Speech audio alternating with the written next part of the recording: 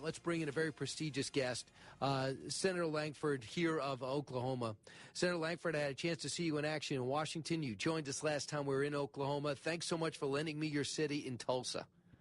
Always glad to do it. You're in a great studio there in KRMG, in a beautiful place, award-winning, and a great city. So glad you're here in Oklahoma. You're always welcome.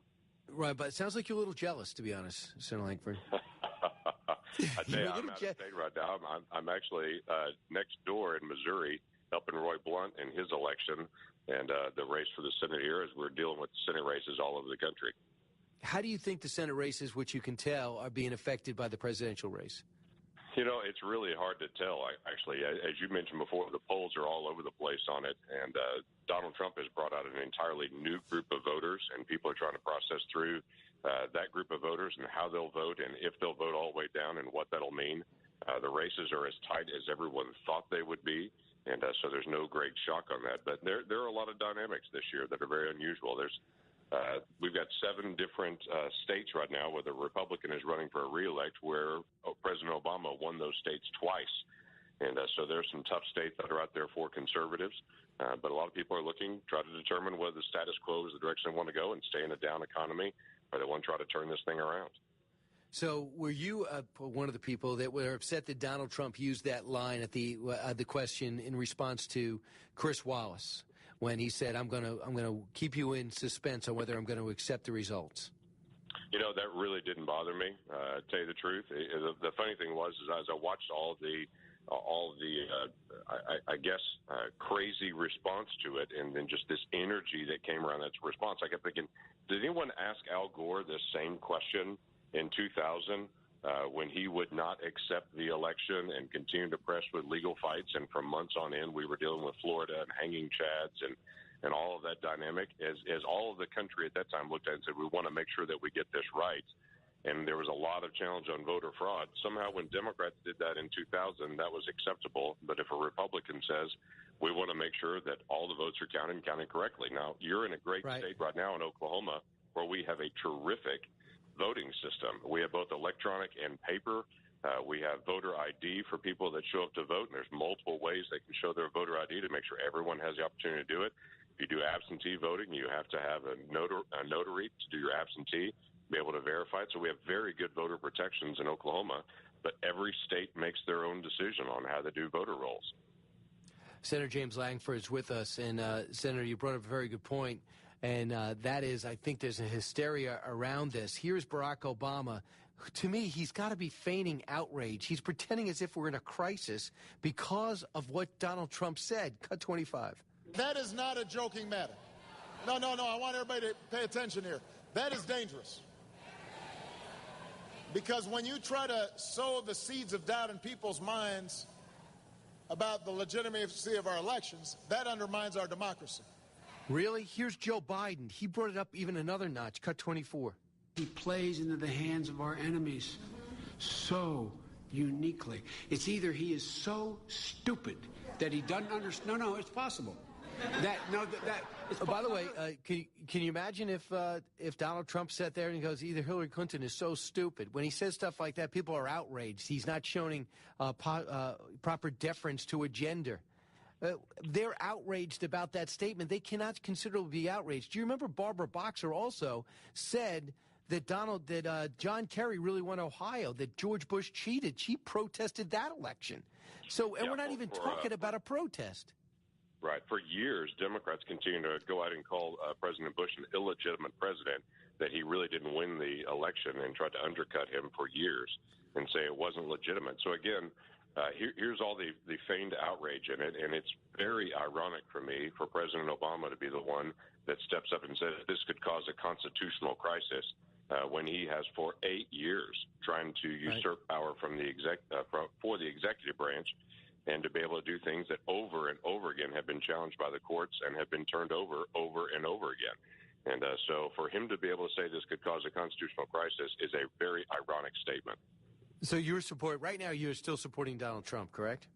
I do, actually. And the big reasons for that is policy reasons. Number one, when I look at things like the life issues and the things that are very important to me, that's a big issue. When I look at the Supreme Court and the direction of how we'll interpret law for a long time, The two most liberal justices on the Supreme Court right now, Stephen Breyer and Ruth Bader Ginsburg, were both Bill Clinton appointees. And if anyone thinks Hillary Clinton is going to pick someone less liberal than Bill Clinton, you got to be kidding yourself. And I'm a personal friend, long time, with Mike Pence, who is just a fantastic individual. So Donald Trump has his idiosyncrasies. There's no question about that. But I would tell you, when I look at the policy issues and the direction of the country, how we're going to handle the Supreme Court and the law, that's the decision I've made. So we're looking at foreign policy quick for a second. By the way, there were a lot of substance and clashes, legitimate substance and clashes in that debate. And one thing is, we're not even talking about what's happening in Mosul. We're not even talking about how the Middle East is falling apart. And now the pivot to Asia has been a disaster. I want you to listen, because the president also lifted sanctions and normalized relations with Cuba, and he also cut this terrible deal with Iran. First, I want to let you hear what the president of the Philippines said yesterday, and whether you think about the Philippines when you wake up in the morning or you talk about it at your barbecue is not important. Just know it is a vital ally for us to keep some type of power and influence in the region. Cut 39. America has lost me. I announced my separation from the United States, both in military but economics also. And maybe I will also go to Russia to talk to Putin and tell him that there are three of us against the world: China, Philippines, and Russia. So let me see. We've lost Thailand. We've lost Russia. The Japanese are upset with us because we seem to be pivoting away from them, and China has never been more emboldened. Is that significant to you? It is incredibly significant. There's a lot of things that can be undone. When the president does an executive order or a change in regulation, that can be undone by the next president in a day, literally. Foreign policy cannot be undone in a day. Those are generational issues. And if countries turn away from the United States as being an unreliable partner and turn to Russia and turn to China and say that's the reliable partner, it is a dramatic change in the world. The world has been heading towards democracy and towards freedom for a generation. And this president has successfully turned the world away from democracy and away from freedom. And his two most impactful decisions that he's made in foreign policy is drawing closer to Cuba and drawing closer to Iran. And it has isolated the Middle East. It has emboldened Russia, and that has long-term generational consequences for our sons and daughters and what will happen to them in the days ahead. A lot of people think it'll make it easier for the Cardinals to get a new third baseman. But you tell me the impact of the Cuba embargo being lifted. So the president is continuing to focus on trying to strengthen relationships with Cuba and some belief that somehow that'll make it better. The problem is that's not so. Since the president has started working to normalize relationships with Cuba, the number of churches that have been burned or have been closed has increased. The number of political arrests in Cuba has increased from last year. And the intensity of this regime, the Castro regime, oppressing its people and cutting off the internet and limiting access to that world has increased. So what President Obama said, if we'll lift all these sanctions and if we'll lift the embargo and if we'll normalize relations, things will get better. Actually, it has been exactly the opposite, and he is not willing to admit it. And for those individuals that are tracking closely what is happening in Cuba, see this as another failed policy of the president, and the statistics on the ground prove it. This is not some theory for liberals to say, let's go vacation in Cuba now and be trendy because we can go on a Cuban beach. But the people of Cuba are dramatically suffering based directly on the decision of this president. Right. You know, he said when he became president he was going to talk to our enemies. He did, but we got nothing for it. We didn't go cut a deal. We just gave in. And we thought, well, in the big picture, let's be bigger than that. But we've paid the price for it. It's not worked. It's been a disaster. But yet this president has a 54 to 56% approval rating. It's as if America is really not paying attention. Senator James Lankford, I can't thank you enough for joining us, and thanks for allowing us to come back to Oklahoma.